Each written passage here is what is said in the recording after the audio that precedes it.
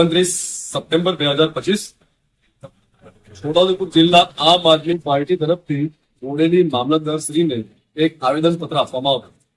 આવેદનપત્રનો વિષય એ હતો આજે કે બોડેલીને નવીન નગરપાલિકાનું સ્ટેટસ આપવામાં આવ્યું રાજ્ય સરકાર દ્વારા. એ પણ અમારી 18 વર્ષ જૂની માંગણી હતી પાલિકા બાબતની રાજ્ય સરકાર સમક્ષ.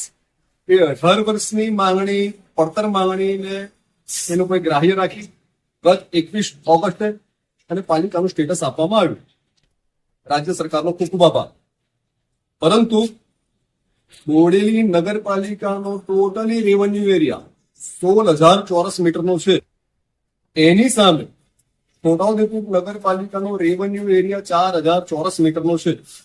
આમ છતાં છોટાઉદેપુર નગરપાલિકાને એ ગ્રેડમાં રાખવામાં આવી છે, તેનો સમાવેશ કરવામાં આવે છે. એટલે કે જે રાજ્ય સરકાર તરફથી જે કઈ સુવિધાઓ આપવામાં આવે સરકારી સુવિધાઓ એ વર્ગને એ ગ્રેડને વધારે આપવામાં આવે, જ્યારે એની સામે બોડેલી 16,000 ચોરસ મીટરનો એરિયા હોવા છતાં પણ બોડેલીને સી કેટેગરીમાં સી ગ્રેડ આપવામાં આવે છે નગરપાલિકાને.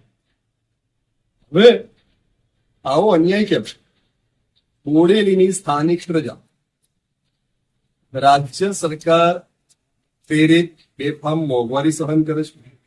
ભાજપ સરકારની બેફામ મોંઘવારી સહન કરીને, શિક્ષણના વેપારીકરણને સહન કરીને, બોડેલીના સ્થાનિક યુવાનો બેરોજગારી સહન કરીને, મધ્યમ વર્ગ, ગરીબ વર્ગ આ સરકારમાં બધા જ પ્રકારના દુઃખો સહન કરીને ના છૂટકે ભારતીય જનતા પાર્ટીને માત્ર ને માત્ર સગવડિયા રાષ્ટ્રવાદ ને સગવડિયા હિન્દુવાદના કારણે જ મત આપે છે.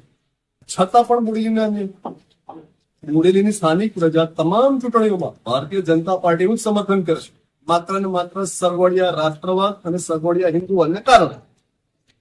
તો પણ જો રાજ્ય સરકાર બોડેલીને અન્યાય કરતી હોય તો આ વ્યાજબી નથી. એટલા માટે અમારું આવેદનપત્ર મુખ્ય વિષય કે નવીન બોડેલી નગરપાલિકાનો રેવન્યુ વિસ્તાર 16,000 ચોરસ મીટરનો છે. તો રાજ્ય સરકારે, ભારતીય જનતા પાર્ટીની રાજ્ય સરકારે બોડેલી નગરપાલિકાને એ ગ્રેડમાં મૂકવી જોઈએ. ધન્યવાદ. જય જય ગરવી ગુજરાત.